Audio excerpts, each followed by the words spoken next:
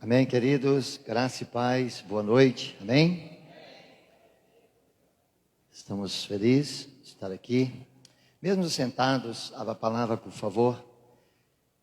Romanos capítulo 10.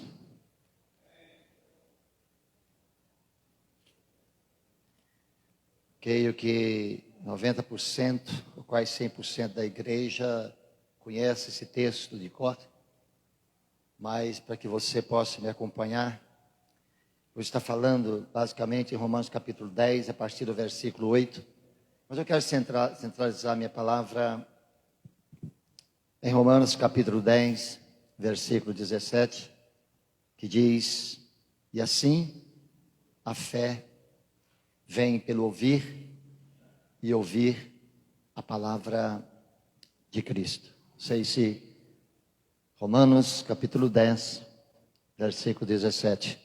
E assim a fé vem pelo ouvir e ouvir a palavra de Cristo. Baixe a sua cabeça, Pai, fale conosco. Quero lhe agradecer por esta noite, pela oportunidade de estarmos juntos e que o Senhor venha falar ao nosso coração. Que nós possamos sair daqui entendendo o propósito do Senhor em relação àquilo que será ministrado durante esses dias, em especial sobre o valor de uma alma. Eu quero lhe agradecer em nome de Jesus. Amém e amém. Eu quero falar hoje com vocês sobre a fé pelo ouvir. Quando eu penso sobre fé, eu penso pelo menos em 5 tipos de fé. A fé comum, que é a fé que todos têm, nasce com ela. Desde já eu quero descartar a possibilidade do ateísmo. Certa feita eu conversei com uma pessoa e depois eu descobri que ele tinha cerca de 3 ou 4 cadeiras na Faculdade Federal do Amazonas. Era uma pessoa muito instruída e eu fui visitá-lo. Através de uma irmã, melhor, eu fui visitar uma pessoa e ele estava lá. E a pessoa disse para mim: esse aqui é meu amigo, me apresentou e disse em tom de brincadeira: problema dele porque ele é ateu. Isso é mesmo, é. Então perguntei, curiosamente eu perguntei para ele: você pode me dizer para mim o que é ser ateu? Qual o princípio básico do ateísmo? Diga para mim sobre o ateísmo. Ele disse: eu não creio em Deus. Eu disse: então você já está dizendo que você não é ateu. Você é um incrédulo, é diferente. E ele ficou muito assustado, porque se ele dissesse para mim que não cria em nada, eu disse: então você não existe. Então ele disse: eu não creio em Deus, logo você não é ateu, você é incrédulo, que é diferente. Essa fé comum, todo ser humano nasce com ela. É tão interessante que quando uma criança começa a entender, tudo que você fala para ela, ela acredita. Por quê? Porque é uma fé natural. Mas existe outro tipo de fé também, que é a fé intuitiva. O que é esta fé? Para muitos, ou dentro da linguagem mundana, é o pensamento positivo, né? E funciona, pior que funciona, né? A pessoa usando a fé natural, ele tem uma intuição de uma coisa, vai lá e acontece. A pessoa tem um sonho, aí eu sonhei e eu creio que e acontece mesmo. É natural. Tem pessoas que não conhecem Deus e tem a chamado pensamento positivo. Isso também é chamado de fé. Tem também a fé que eu chamo de fé que opera milagre. Às vezes a pessoa não tem sequer uma experiência com Deus, não é cristão, mas recebe bênção mesmo. Acontece milagre na vida de pessoas que jamais acreditou em Deus ou jamais conhece a Deus ou Cristo, e acontece milagre. Eu tenho experiência de pessoas que nunca foi a uma igreja, não conhece a Bíblia, e aconteceu um milagre. Vou dar um exemplo para vocês. Minha mãe, quando ela ainda não conhecia a Cristo, eu tinha 8 meses de idade. Minha mãe, no desespero, saiu correndo, não conhecia Deus, me viu e eu morrendo, com sarampo. E minha mãe se dobrou diante do meio do mandiocal e disse: o senhor existe, não deixa meu filho morrer. E Deus entrou em ação. Ela não conhecia Deus, mas ela teve fé suficiente para entender que Deus podia fazer alguma coisa, apesar de não conhecer. É a chamada fé que opera milagre. E acontece, é fato. Se você vê uma pessoa que não é crente, não é cristão, não é católico, não é nada, vê o milagre acontecendo, não desacredita. É possível que Deus faz isso. Então, é uma fé também. Nós entendemos que é. Mas existe outro tipo de fé, que é a fé como dom. Isso está na palavra de Deus também, numa relação de fé que Paulo fala. Ele fala sobre o dom da fé. Eu posso dizer para você que existe crentes que têm mais fé que você. E tem mais fé que eu. Porque é um dom que ele tem. É um dom mesmo, vindo de Deus. Deus dá a capacidade daquela pessoa a acreditar naquilo que eu não acredito.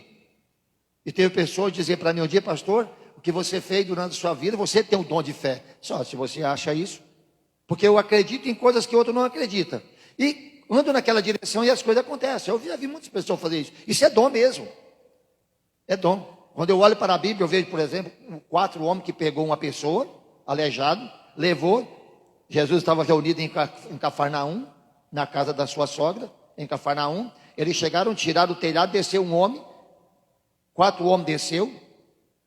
Quando chegou no meio deles, Jesus olhando, ele disse, vendo-lhes a fé. Por que Jesus, a Bíblia diz, vendo-lhes a fé? Porque não era a fé daquele homem, era a fé dos 4 homens, e não daquele. Então, isso é fé também que opera milagre. Isso acontece, é fato. Isso é dom. As pessoas teve o dom de acreditar que podia acontecer algo fabuloso na vida do aleijado. Isso é dom. Mas tem a outra fé, que é a fé que salva. É nessa fé que eu quero conversar com você. A fé que salva.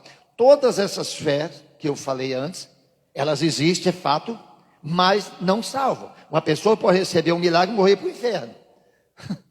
Tem pessoas que podem ter fé para outra pessoa e depois ele ir para o inferno. Porque a fé que eu vou falar é a fé que salva, não é outra fé. Então, eu quero falar com você exatamente sobre a fé pelo ouvir. E essa fé que salva, ela vem, primeiramente, pela pregação da palavra. Não há salvação sem pregação da palavra. Ouça isso. É impossível alguém obter salvação sem primeiro ouvir de Jesus. É impossível. A pessoa pode ter fé para remover montanha, mas ele precisa ter essa fé que vem, a fé em Cristo para a salvação. É aquela fé que eu acredito naquilo que Cristo fez na minha vida. Fez por mim na cruz. Não é a fé do milagre, nem é dom, não é nada. É a fé para a salvação. E é isso que Paulo está falando aqui todo o capítulo 10 de Romanos, principalmente a partir do versículo 8, que ele diz que a fé está dentro de ti. A palavra que salva está dentro de ti, isto é, no teu coração. E no versículo 9 ele vai dizer que se com a boca confessares ao Senhor Jesus e em teu coração creres que Deus ressuscitou dos mortos, então serás salvo. Porque com o coração se crê para a justiça e com a boca se confessa a respeito da salvação. Então não adianta a pessoa ter uma fé, não adianta ela fazer milagre, mas ela precisa ter esta fé, que em Jesus existe a salvação, que não há salvação sem Cristo. É esta fé que o mundo precisa ouvir. É esta fé, é essa palavra que o mundo precisa ouvir, melhor dizendo. É esta fé que precisa nascer no coração daqueles que podem ter outras fé, ou possa ser incrédulo e não ateu. Mas se ele não ouvir desta palavra, não ouvir a palavra de Cristo, ele não vai gerar nele uma fé que salva. E a primeira pergunta que eu gostaria de responder nesta noite é: ouvir o quê? Paulo disse que a fé vem pelo ouvir, mas ouvir o quê? Anotem, ouvir sobre a Bíblia. Paulo está dizendo, olha, porque a fé vem pelo ouvir e ouvir a palavra. Marque isto. Estamos vivendo um tempo em que o evangelho está sendo pregado por todo mundo. Eu não tenho dúvida disso. Mas a minha pergunta é: que evangelho que está sendo pregado? E você pode dizer para mim, pastor, é o evangelho. Mas a palavra evangelho significa boas novas. E não é necessariamente, nem toda boa nova é a palavra de Deus. Quando Paulo vai falar sobre o evangelho, Paulo tem muito cuidado. Em Romanos capítulo 1, ele vai falando, começa no versículo 1, ele vai dizendo que eu, apóstolo de Cristo, fui chamado para pregar o evangelho de Deus. Paulo, depois no versículo 16 do capítulo 1, ele fala que ele não envergonha do evangelho. De que evangelho Paulo não envergonha? É o evangelho de Cristo, não é qualquer evangelho. Porque existem boas novas, que não é o evangelho que salva. É uma palavra boa, uma palavra bonita, uma palavra emocionante, uma palavra coach, mas não é o evangelho que salva. E o que eu estou dizendo hoje, que nós como igreja precisamos pregar, não é qualquer palavra. Paulo diz que a palavra que salva, a fé que salva, ela vem pela pregação de Cristo, a palavra de Deus. O mundo precisa ouvir a palavra de Deus. Qualquer evangelho, que mais bonito que seja, mais emocionante que seja, se ela não tiver respaldo na palavra de Deus, ela pode ser qualquer coisa, de menos o evangelho de Cristo. Você pode ouvir palavras lindas, maravilhosas, mas tem uma coisa: ela precisa, para a salvação, ser a palavra de Deus. É baseado na palavra de Deus. Eu não estou pregando outra coisa, eu estou pregando a palavra. Não é baseado na palavra. Ouça, eu quero fazer uma diferença. Tem palavras, tem pregações que são baseadas na palavra, mas não é a palavra. Então a primeira coisa que eu tenho que entender que Paulo está dizendo, Romanos 10, versículo 17, acho que está, se não está, coloca aqui. Ele diz: a fé vem pelo ouvir. Ouvir o quê? A palavra. É a primeira coisa que fala. É a palavra. É a palavra. E esta palavra precisa ser baseada em quê? Ouvir da palavra de Deus, ouvir de Jesus. Essa palavra precisa apresentar Jesus, de acordo com Paulo. Não há salvação se a palavra não vier e apresentar Jesus como ele é, como filho de Deus. A igreja tem a obrigação moral de apresentar Jesus ao mundo. A igreja pode apresentar qualquer outra coisa, mas ela tem a obrigação moral, como corpo de Cristo, a apresentar Jesus ao pecador. Eu estava essa semana, até terminei essa semana, estava um seminário lá no Papillon, e um dos alunos me perguntou: pastor, parece que você é muito, como ele disse, um pouco extremo, parece que você é muito parecido com Paulo. Eu falei: meu filho, não desmerece Paulo não, por favor. Mas o que ele quis dizer? Que a minha linha é uma linha que Paulo andava. Se eu pelo menos passasse perto do apóstolo Paulo, eu queria estar com ele, pelo menos para abraçar o pé dele e dizer: Paulo, me ajuda em alguma coisa. Mas o que ele quis dizer? Disse: não, meu irmão, eu simplesmente defendo a Bíblia. Simples assim. Porque eu não tenho outro dever, é dever moral, como igreja, defender a palavra de Deus e apresentar Cristo. Olha aqui para mim, o teu vizinho não precisa de um amigo, você pode ser amigo dele. Os teus filhos não precisam de um pai, você deve ser pai e mãe, claro que deve. Os seus amigos não precisam de um amigo bonzinho. Para ir para o céu, todos eles precisam ouvir de Jesus. Quem está me entendendo? Seja amigo, seja pai, seja marido, seja esposa, seja filho, seja amigo. Agora tem uma coisa: não esqueça de falar de Jesus para essa pessoa. Se eu convivo com pessoas e esta pessoa não ouve de Jesus da minha boca, eu estou pecando perante Deus. Talvez eu não estou olhando o valor que ela tem, a importância que ela tem, e porque Cristo colocou-me ao lado dela. Eu quero dizer a todos vocês, e você que vai assistir esse vídeo, ouça: eu quero ser seu amigo, mas você não precisa de um amigo, você precisa de um Salvador, que é Jesus Cristo. Amigo passa, vai embora, vem outro. Mas Cristo é o único que pode mudar a sua história. Você não precisa crer em mim, Você não precisa crer no seu amigo, você precisa crer em Jesus Cristo. Em primeiro lugar, precisa falar de Jesus, falar a Escritura Sagrada, e o Evangelho tem que ter Cristo centro. Terceiro, falar sobre a doutrina dos apóstolos. O mundo precisa saber o que os apóstolos pregavam. Em Atos capítulo 2, versículo 42, diz que eles perseveravam na doutrina dos apóstolos. Mas o que os apóstolos pregavam? Se nós olharmos o texto, o contexto, nós vamos ver o que Pedro pregou naquele dia. Sabe o que Pedro pregou? Olhou para o pecador e disse: vocês estão condenados, porque vocês crucificaram a Cristo, vocês mataram o Filho de Deus. Ele olhou para eles e disse: vocês precisam de arrependimento, vocês precisam acreditar que Jesus é verdadeiro, é Ele que veio, que estava na Escritura, veio, morreu, ressuscitou. Irmãos, é esta a palavra que a igreja precisa pregar. Eu não posso pensar que eu quero ser amigo do meu vizinho e deixar ele do jeito que está. Eu preciso levá-lo a entender, ele entender que ele precisa entender que ele é um pecador e precisa crer em Jesus para a salvação. Não é para receber um milagre, não é para mudar um casamento, não é para mudar a vida de um filho, não é para prosperar, não é para ter um carro. Ele precisa conhecer Jesus para ter vida eterna, ponto. As outras coisas podem vir, mas o meu propósito, o nosso propósito é levar essas pessoas a entender que ele é pecador e que precisa de um Salvador. Porque a fé vem para ele ouvir, e ouvir de Cristo.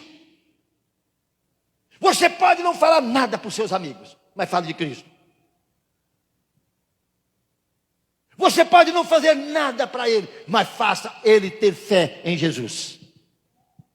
Certa feita alguém disse para mim: pastor, eu sabia que eu não gosto muito de você. Eu disse: por quê?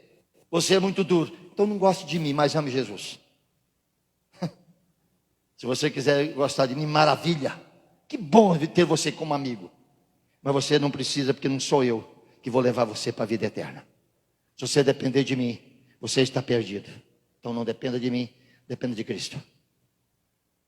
Tá certo que essa pessoa depois declarou que era muito meu amigo, mas na hora ele não gostava. Sabe por quê?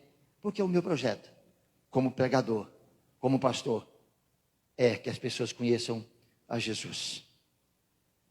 Ouvir a palavra, ouvir sobre Cristo e ouvir sobre o pecado.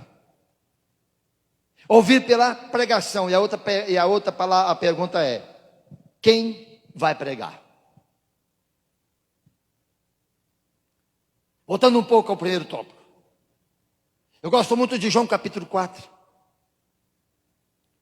A Bíblia diz que Jesus estava com os seus discípulos, saindo da Judéia para ir para Galileia. João capítulo 4.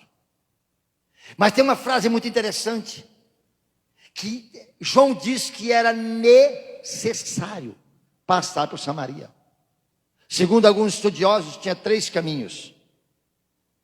Quem estava na Judéia para ir para Galileia tinha 3 alternativas. Mas o texto diz que era necessário passar por Samaria. Por que era necessário? Essa é a pergunta. Porque ali tinha uma mulher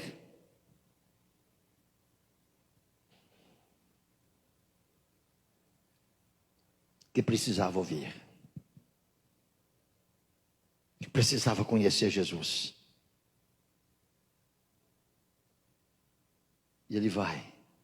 Os irmãos conhecem a famosa mulher samaritana. Mas o que me chama a atenção no texto é João dizer que era necessário. Por que necessário?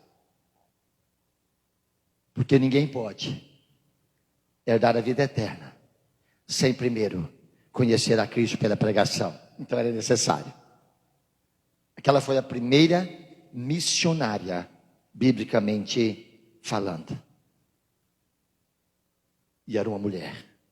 A Bíblia diz que aquela mulher ouviu de Jesus, do próprio Jesus, baseado na palavra de Deus, porque ela disse: olha, os meus pais dizem que em Jerusalém que deve adorar, tal. Nós é aqui, mas vocês é lá. E Jesus fala: não, nem em Jerusalém. E ele fala dizendo: os verdadeiros adoradores adorarão o Espírito em verdade. E começa a pregar para a mulher. A mulher olha para ele e diz: eu estou vendo que você é um profeta.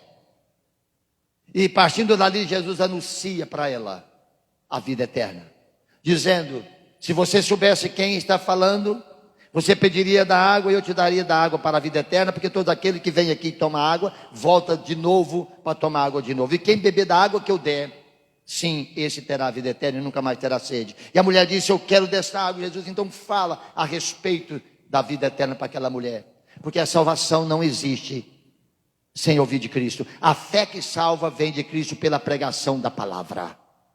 Então pregue a palavra. É necessário pregar a palavra. Mas a pergunta é: quem vai pregar?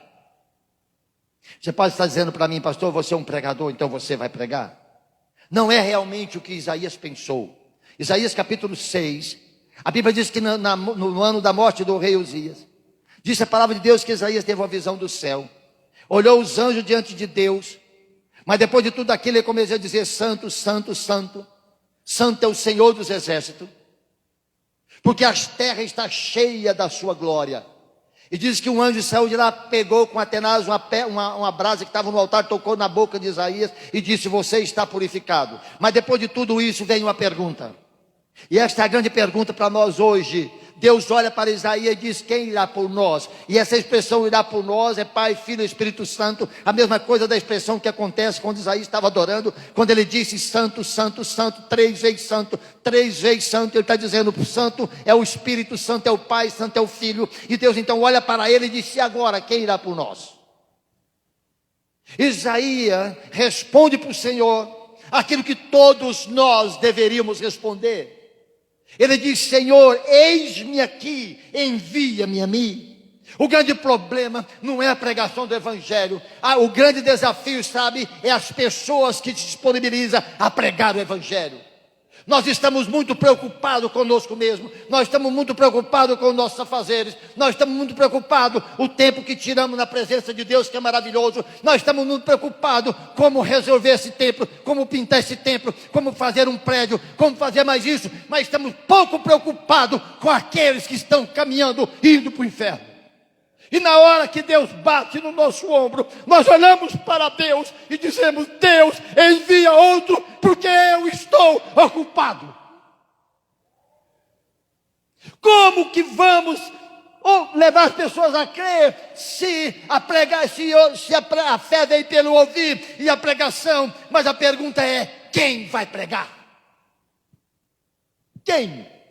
Isaías olha e diz: eis-me aqui. E olha, Isaías sabendo, e Deus vai dizer para ele: pois então você vai para uma nação incrédula, de ouvidos tapados, de dura servil. E tem uma coisa: você vai pregar e eles não vão crer.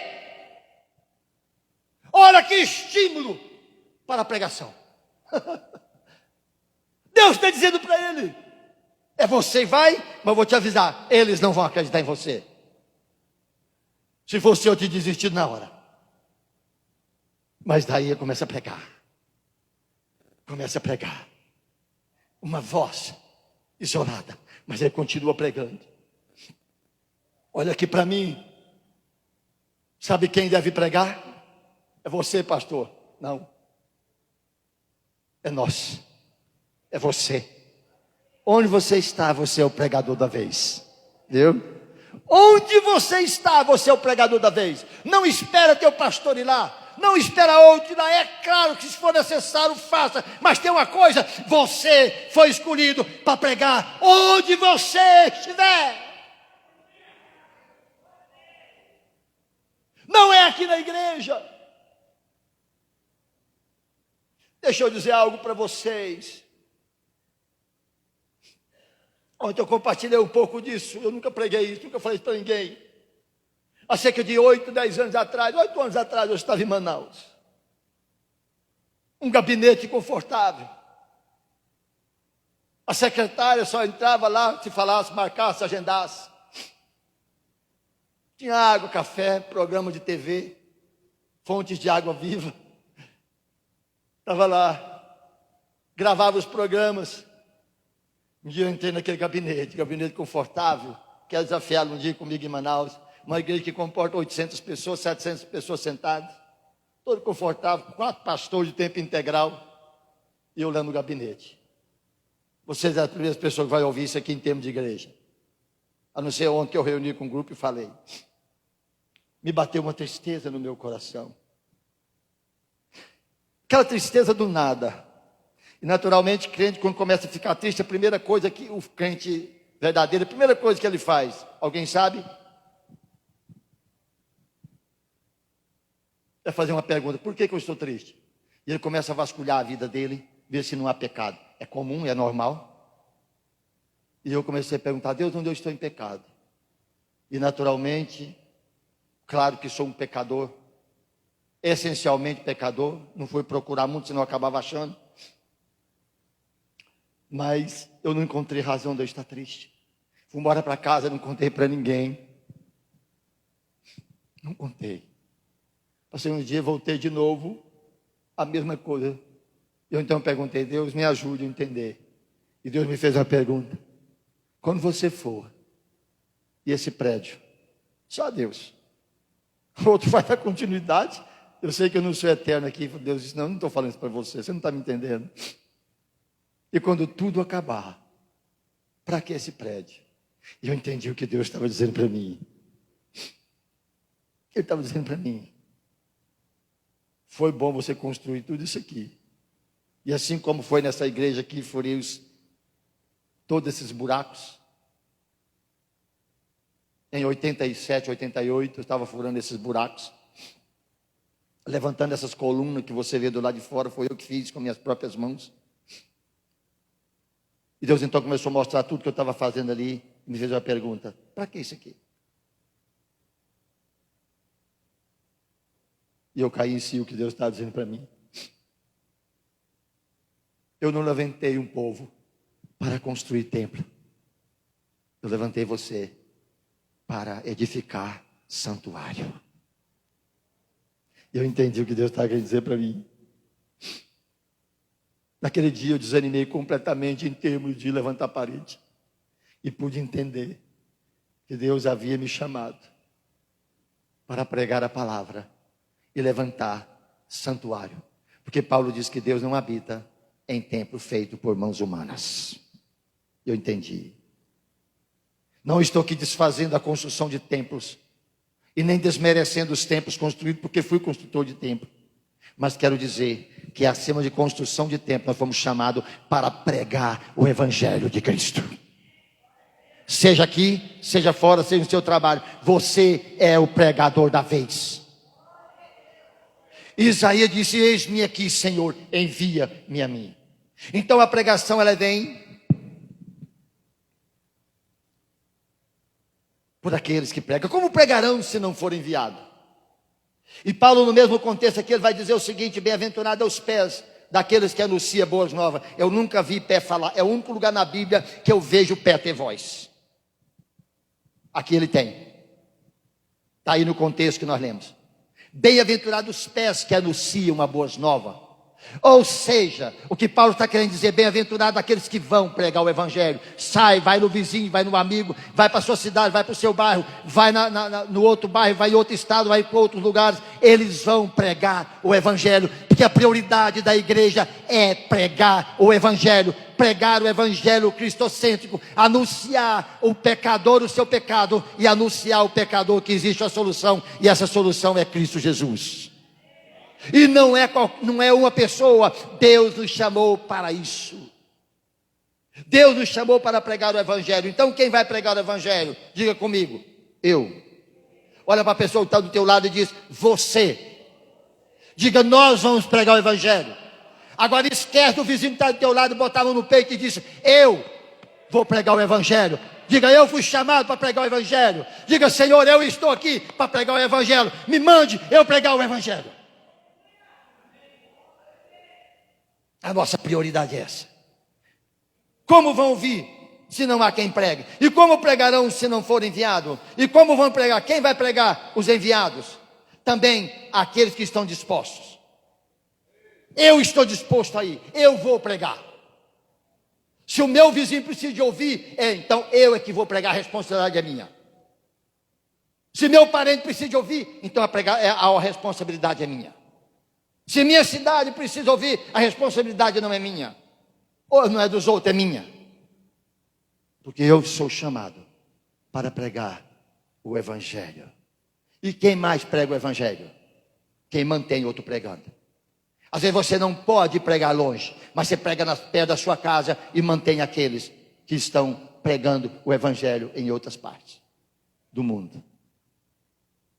Quero abrir aqui um parênteses para dizer algo.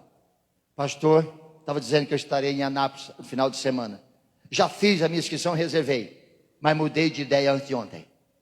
Minha esposa deva ir, mas terça-feira estarei viajando para o Piauí, viajando para o Maranhão, para fazer a obra de Deus na prática. Já tinha feito, reservado, liguei, reservei. Mas eu estou fazendo parte, estou iniciando, fazendo parte de um projeto. Um dia vocês vão entender melhor sobre esse projeto. Fui convidado por uma pessoa, me conheceu, e ficou sabendo da minha história e disse: pastor, eu preciso falar com você. Foi na minha casa, lá nós tomamos um café junto, e ele disse: eu preciso de você, me ajude. Depois os irmãos vão saber que projeto é esse. Com mais tempo, vou conhecer esse projeto, vou com ele. Nós vamos viajar 1.000 e poucos quilômetros, a partir de depois da manhã, vamos primeiramente para São Luís do Maranhão, depois vamos para o Piauí, e vamos chegar na terça-feira, de terça para quarta, na outra semana.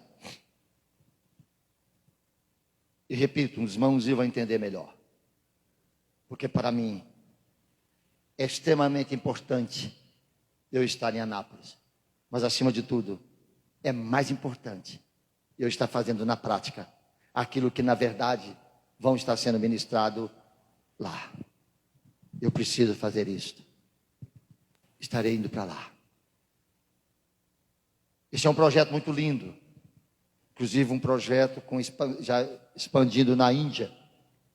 Um trabalho lindo, lindo, lindo, que ele precisa de ajuda para expandir esse trabalho no Brasil, em outros países. Para ter uma prática, esse projeto visa, entre outras coisas, a tradução da Bíblia em todas as línguas em áudio. Para que todos possam ouvir o Evangelho. Então, se você não tem condições de ir, você pode pregar, sustentando alguém que vai, ajudando essas pessoas, para que a sua voz, a sua pregação possa chegar onde você não chega.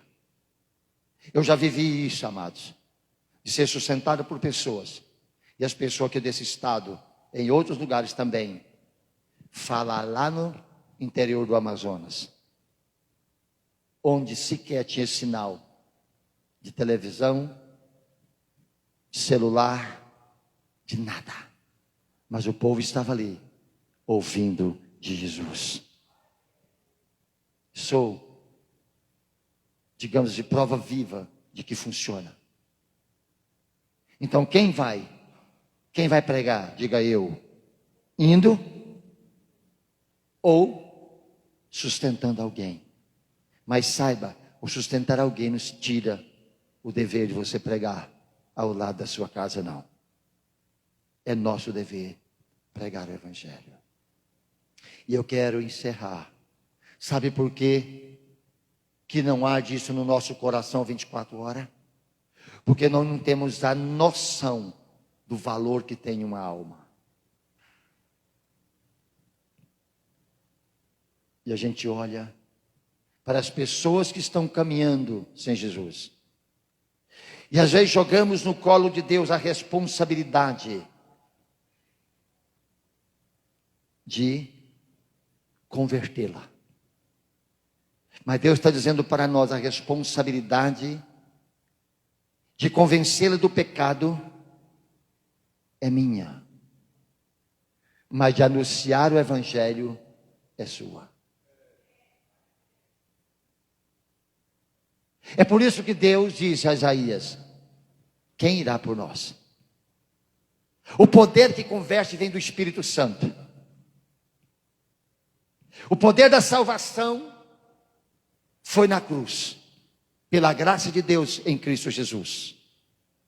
Porque pela fé ninguém é salvo pela graça mediante a fé. A fé me leva a encontrar a graça que é Cristo. Mas a pessoa só vai conhecer a Cristo, se eu estiver disposto a ser esse elo. Eu sou mediador. E por que isso não acontece? Porque os cristãos têm outras prioridades. É porque nós não entendemos o valor que tem uma alma para Deus. Por mais pecadora que seja uma alma, ela tem um valor inestimável para o Senhor. No Salmos 14, depois no 53, vai dizer o seguinte: olhando Deus para os filhos dos homens, todos se desviaram, se tornaram imundo. E depois o próprio profeta Isaías diz que as nossas obras são trapo de imundícia. Mas diante de todo esse laudo de Deus, ele olha e diz: mesmo assim, você tem um valor inestimável perante mim, diz o Senhor. O que nós precisamos entender quanto vale uma alma.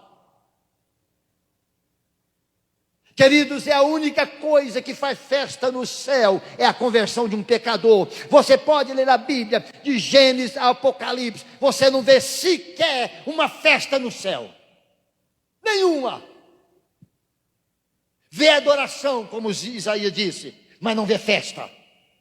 Mas a Bíblia diz que é a maior festa no céu, pelo um pecador que se arrepende. Uma alma. Em Lucas capítulo 15, você vai ver as parábolas. Todo Lucas capítulo 15, você vai ver a parábola do talento. Você vai ver a parábola do filho pródigo. Você vai ver outras parábolas da dracma perdida. Todas elas têm uma única mensagem: a salvação de uma alma. O filho perdido era um, o talento era um, a dracma perdida era um. Sabe o que Deus está falando? Para mim, um tem valor mais do que milhares. Porque Deus trata a humanidade individualmente. Deus não vê a humanidade coletivamente. Ele vê o valor de uma pessoa.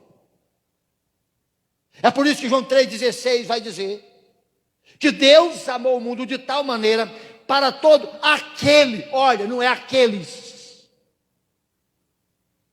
é aquele, está no singular, para todos aquele, e não é aqueles, todos aquele que nele crê tenha a vida eterna, individualmente. Eu quero dizer para você que está aqui, que ainda não teve uma experiência com Deus, Deus não te vê na individualidade, na coletividade, Deus te vê na individualidade. E a decisão é pessoal. Não adianta outros ter fé. A fé dos outros pode fazer alguma coisa na sua vida, mas a fé que salva é a fé que você deposita naquele que morreu pelos seus pecados. Eu não posso crer para a salvação dos meus filhos, eu posso pregar para eles. Eu sempre disse aos meus filhos, de todos os 3 filhos, sempre: Deus não tem neto, Deus tem filho. E digo sempre para eles: a fé que eu tenho pode influenciar, a pregação que eu faço pode influenciar, eu posso ensinar a palavra. Agora tem uma coisa: Deus não tem neto. E eu dizia sempre: procure o mais rápido possível se tornar filho de Deus, porque só o filho tem herança do pai. E meus filhos sabem disso. São 3 criados. E eles falam isso para também os filhos e meus netos.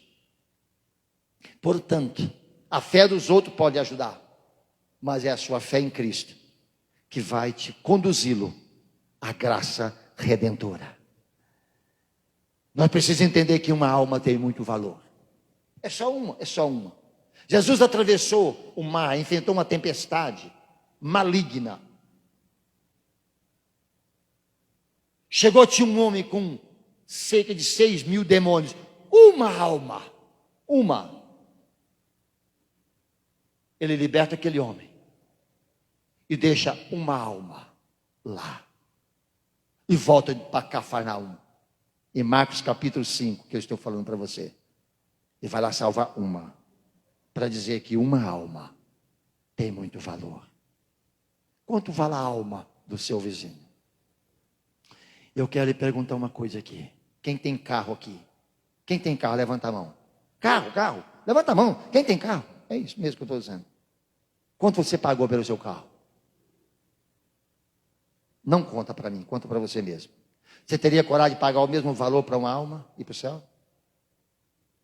Você sabia que o seu carro não vale nada? Só vale o que você pagou porque você quis pagar o valor dele? Conversei com uma pessoa muito rica que veio da Venezuela, que está uma miséria, e deixou mansões para trás. E eu perguntei, conversando com eles, ele disse, mas vendeu? Não, ninguém compra. Lá não vale nada. A casa está lá. Porque não tem quem paga. Você sabe o quanto nós vamos entender que uma alma, qual o valor que tem uma alma? É quanto nós estamos dispostos para pagar por ela.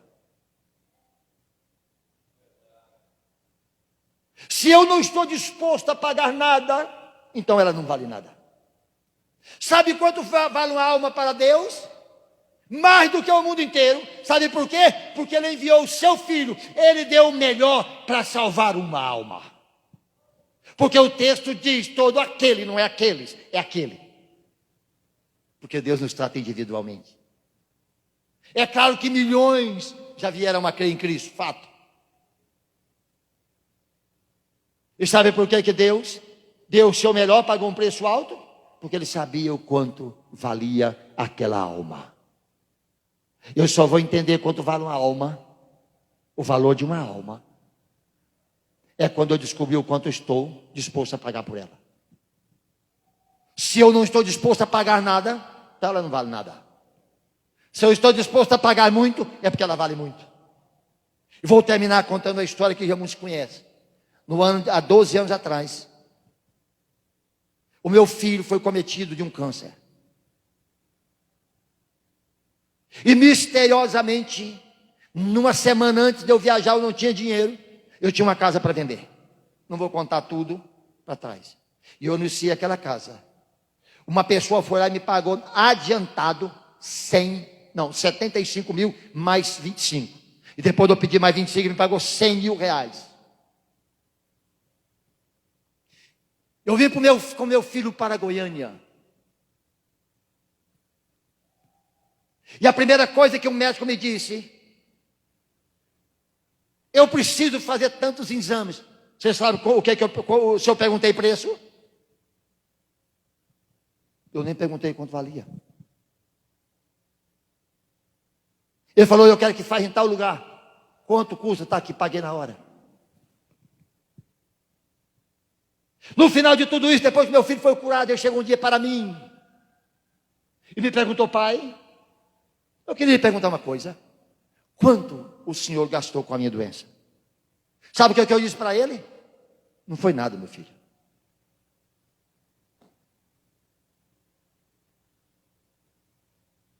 Sabe por quê? Porque o valor que ele tem para mim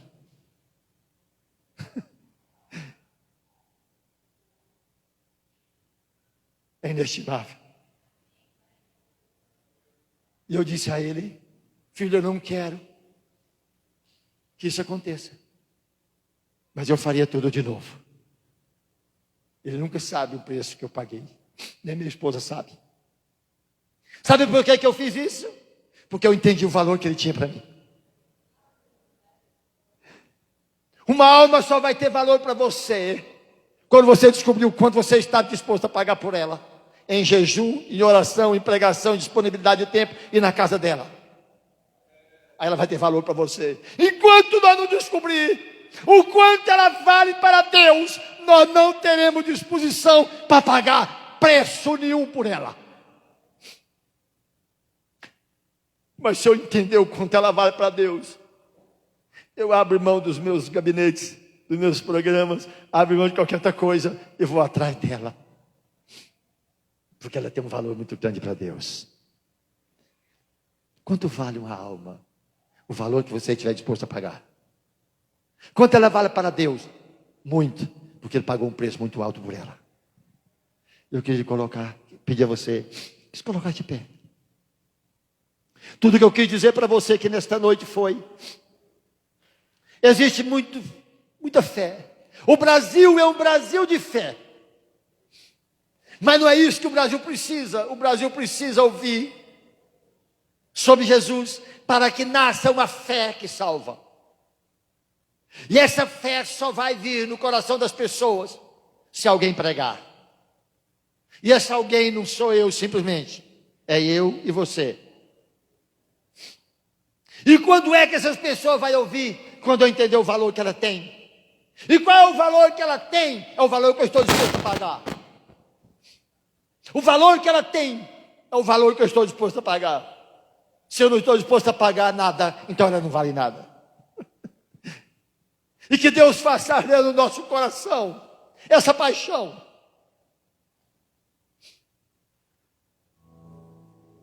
De olhar para uma pessoa e dizer: se eu não pregar o evangelho, essa pessoa pode morrer para o inferno. Irmãos, isso é bíblico. A pessoa só vai crer para a salvação se ela ouvir de Cristo. Porque a fé que salva vem pelo ouvir, e ouvir de Cristo. É o evangelho, é de Cristo. É saber que ela é pecadora e que ela precisa de Jesus. É saber que eu sou responsável por ela. E saber, acima de tudo, que ela tem um valor inestimável para Deus. E que eu tenho essa responsabilidade perante o mundo. Baixa a sua cabeça. E a minha oração nesta noite é que Deus abra o nosso coração. E que a gente deixe de preocupar com coisas passageiras. Essas coisas podem ser importantes, mas não é aquilo que Deus nos chamou para fazer. Essas coisas podem ser importantes, mas elas não nos conduzem à vida eterna. Essas coisas podem ser importantes, mas vão passar. Coloque a mão no seu coração e eu quero hoje desafiá-lo você a fazer a oração que Isaías fez. Deus está perguntando: quem irá por nós? Quem irá por nós? Davi não disse: existem pregadores por aí, existem sacerdotes por aí, existem outros por aí. Isaías disse: eis-me aqui, envia-me a mim. É eu que quero ir. Se disponha. Agora tem uma coisa: não coloque a mão no seu coração se você não estiver disposto a ir. Anunciar para o seu vizinho, no seu bairro, ou até mesmo aonde Deus lhe chamar. Por favor, não faça isso. Porque se você fizer, depois o Espírito Santo vai olhar para você e bater no seu ombro e dizer: um dia você disse que eu podia contar com você. Mas se você está disposto a fazer a oração que Isaías fez, então coloque a mão no seu coração e diga: Senhor, me envia. Feche os seus olhos. Pai,